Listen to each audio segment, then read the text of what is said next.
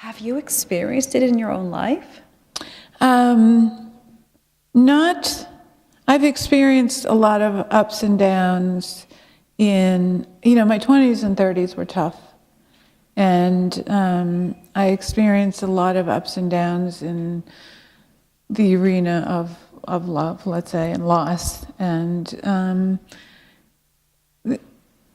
it's partially drawn from that. It's partially drawn from the imagination. But to answer your question, the way it comes out on the page is I imagine that character. In order to make a character come alive, you have to imagine that character moment by moment by moment.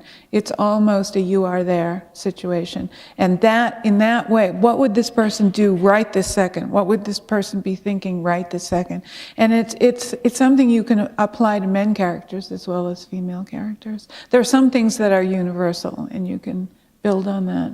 That, I think, is a great segue, but the most extraordinary thing about the new book, Rescue. This book is written mainly from the perspective of a man named Peter Webster. It is mainly written from the perspective of a man. Entirely. Yeah. And wow, I had difficulty with that. Not just because I'm used to hearing a female voice coming out of you, but because you're a woman, and I'm a woman, and we kind of... How'd you get here? Well, my first novel was from the point of view of a man. Yeah, that was 15 novels ago, though. Yeah. I mean, Well, I have two others. I really...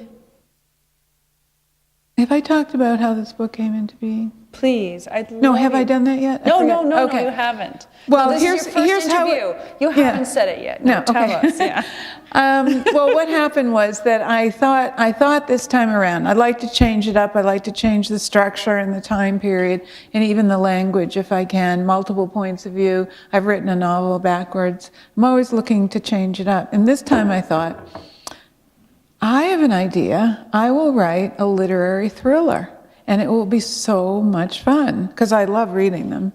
And I thought that will really be fun. So I needed a character who wasn't a detective, he wasn't a policeman, he couldn't be any of the usual suspects in a thriller.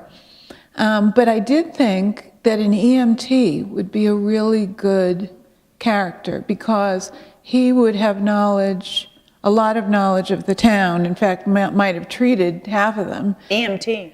An EMT, which is I don't know what you call it here. Emergency medical technician, is that what you call it here? Paramedic. Paramedic. Well, paramedic's different. You become an EMT You did first. all the research. I did. It's all in You start as a probie and you're an EMT, and then you become a paramedic after years of training and schooling. And every ambulance has a medic on it and an EMT. It's a senior partner and a lower partner. Anyway, I thought he would be, I thought that was great because he could really know the town very well, but he would also have a lot of interaction with the police. I mean, they would meet each other coming and going in a lot of cases. And so I wrote 2 chapters, and it became immediately obvious to me that this was not going to be a literary thriller because I didn't know how to write a thriller. I think there are rules, and I think someone said I should Google a book on the rules, but anyway, it was going to be a domestic tale of love and loss. And in this case, in the very opening scene, Webster, who is the EMT, goes to the site of an accident where a woman has really wrapped herself around a tree in this old Cadillac, and she's unconscious, she's been injured. And in the course of treating her, and then he begins to fall in love with her, and she turns out to be highly inappropriate for him. And For anyone. For anyone. Who would she have been appropriate for? I can't imagine. Paul, not so much. Yeah. No. She is dangerous. She's very attractive. She's witty. She's a smartass, basically. And And that's all I'll tell you. But anyway, I got very involved in that. And I think in the first chapter of a thriller, you're supposed to plant some clues there or do something. And I was already off and running. So that's really how the EMT came to be. I was just looking at my BlackBerry, which I know is a disgusting habit in modern society, but I can assuage my guilt by telling you that I have written in my BlackBerry little notes to you so that I could read to you while I was reading this. And I see here, page 36, about, this is what's kind of scary. I don't see it here, but I can remember the quote. Webster could create moments, but he couldn't string enough of them together to make a life. That's what's kind of scary about you. You write these books that seem really straightforward and I can take to the beach and I can finish in a couple of days, and then you write a sentence like, he could create a moment, but he couldn't string enough of them together to make a life. So Webster is a man who marries a woman for a bunch of reasons we can't tell you about right now because you have to read the book. And it doesn't bode well for him. But what fascinates me about this, and we're going to move on to more general themes, because I know you haven't read the book, and when you haven't read the book, when you haven't seen the movie, it's so boring, but you'll remember this because you'll read the book, you go, oh my God, I wish I'd read the book, and then I can remember. But what's interesting about Rescue is it's written from the perspective of a man, and here's my challenge.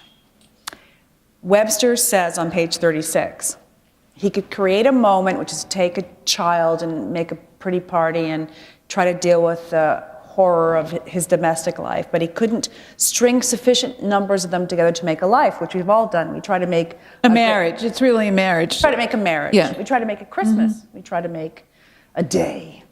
And we can't do it. It's not enough.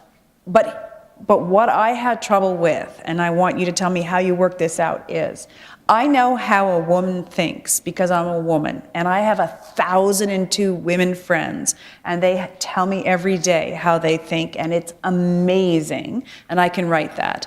But men kind of generally say, yeah, I agree with you. Yeah, that's exactly what I was thinking. You put the words right in my mouth. More. I'm sorry. But how did you figure out that this was an authentic voice? Was it? Is it? Oh, well, yeah. I don't know. My husband hasn't read it, and he hasn't told me yet. But is it an authentic male voice? Someone else will answer that question. But I really can't. You must have thought you were I do think it's an authentic male voice. I know that certainly any time we see him as an EMT, all of that is very, totally very real. Authentic. Yeah. I think that he's a decent human being. He's very young. He's 21.